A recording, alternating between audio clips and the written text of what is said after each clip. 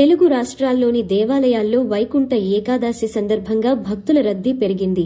తిరుమలలో నేటి నుంచి 10 రోజుల పాటు వైకుంఠ ద్వారా దర్శనం కల్పించనున్నారు.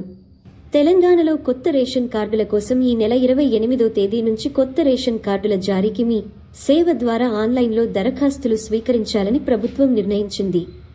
ఆంధ్రప్రదేశ్ రాష్ట్రంలో 17 మంది ఐఏఎస్లకు బదిలీలు, పోస్టింగ్ ఇస్తూ రాష్ట్ర ప్రభుత్వం మంగళవారం ఉత్తర్వులు జారీ చేయగా, అందులో శిక్షణ పూర్తి చేసుకున్న 8 మంది ఐఏఎస్లకు తొలి పోస్టింగ్స్ మరియు మరో 9 మంది అధికారులను బదిలీ చేస్తూ ప్రభుత్వం ఉత్తర్వులు జారీ చేసింది.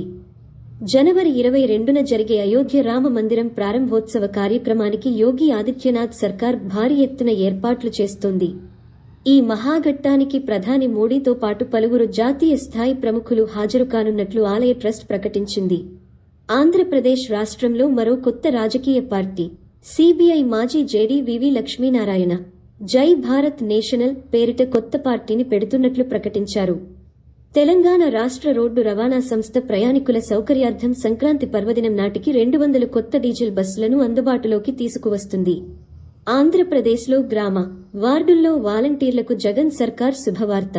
ముఖ్యమంత్రి జగన్ జన్మదిన కానుకగా జనవరి 1వ తేదీ నుంచి వాలంటీర్స్ జీతం అదనంగా 750 రూపాయలు పెంచుతున్నామని ప్రకటించారు.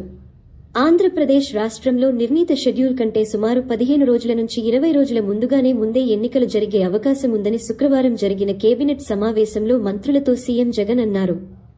ఏపీ ప్రభుత్వం పశుసంవర్ధక శాఖలో 1896 యానిమల్ హస్బెండరీ అసిస్టెంట్స్ పోస్టుల భర్తీకి ఇటీవల నోటిఫికేషన్ విడుదల చేసింది. అర్హులైన అభ్యర్థులు వైఎస్ఆర్ రైతు భరోసా కేంద్రాల్లో యానిమల్ హస్బెండరీ అసిస్టెంట్స్ ఆన్లైన్ విధానంలో డిసెంబర్ 11వ తేదీ వరకు దరఖాస్తు చేసుకోవచ్చు. నవంబర్ 20వ తేదీ నుంచి దరఖాస్తు ప్రక్రియ ప్రారంభమైంది.